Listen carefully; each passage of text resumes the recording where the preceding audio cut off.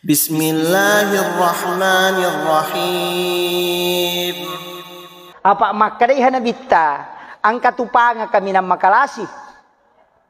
tau minaweri lalas sampajang makadai sahabat angka kape tau minoko sampajang maka nabi tenang katau rokok den alam pulak na yana tupanga kami na makalasi angka tongato tu tau pa rokok makalokong de nawat dingi tu tapi kecuali tau mapat dine malaka na aja na tanui itu Pak Matan Ramatoji itu tulung Pak dilaka itu dia liri bina sapa si bar tembok kok ke masigi dia sandre moki Pak sandre moki dia nama gaga itu dia nama gaga angka mo tu Pak burapat dilaka angkau lolo ngangoko kita ero kita hikmah termasuk ihad desa biasa na rampe guru tamali belawah yaitu simpai wisan na sabaan ka jamaah na podanga ako bone oleh macarama ko bone nang ka jamaah na guru ta tomato kasi nasang iya tia upake ustaz tapi dewa pak gurungi kapik ku yasang nasa sisile tu teta na ika kadaga ta pake-pake di uwa na de mana na mapat dipadilak ka tadi mana na kan ipad diutu podangi nasa kada de wisas sana sa kada mi pak gurui daku iya tia sa tau seke Pak dia me palete pak disangan na saya kene de ta cara mangi ustaz dia tu disang ite kue ya sisa na tu pake dia sana cara mak guru tamali na iya maninasa ngoko kampung dapi siletik ku yero matemanan ni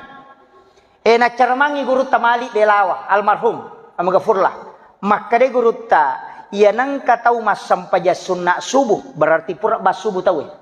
mas sampaja sunna subuh nang iya ko rakaat pertama nabacai alam nasrah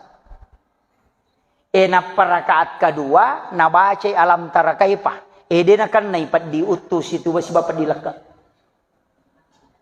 kuya tunala pangupu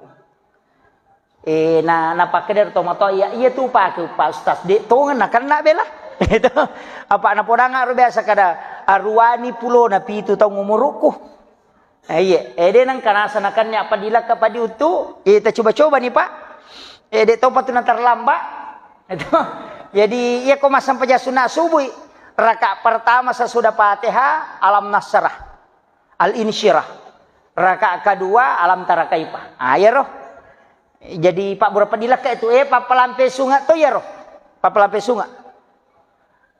Yang kata tu ko Imam Ghazali supaya dena istilahnya dena musuh kita tidak merusak dega tahu me pasolangi alam nasara rakaat pertama liila fi quraisin rakaat kedua iya jadi di mani ke kami ta pake meki mali pak burapat diutu meki mali pakai salamat jadi toh jadi mani jadi sampai sunat subuh tanya sampai subuh pakanja kita lina la tatatika masyaallah ko sampai subuh tanya tu sampai sunat subuh mi jadi ya Pak berapa dilaka? Sallallahu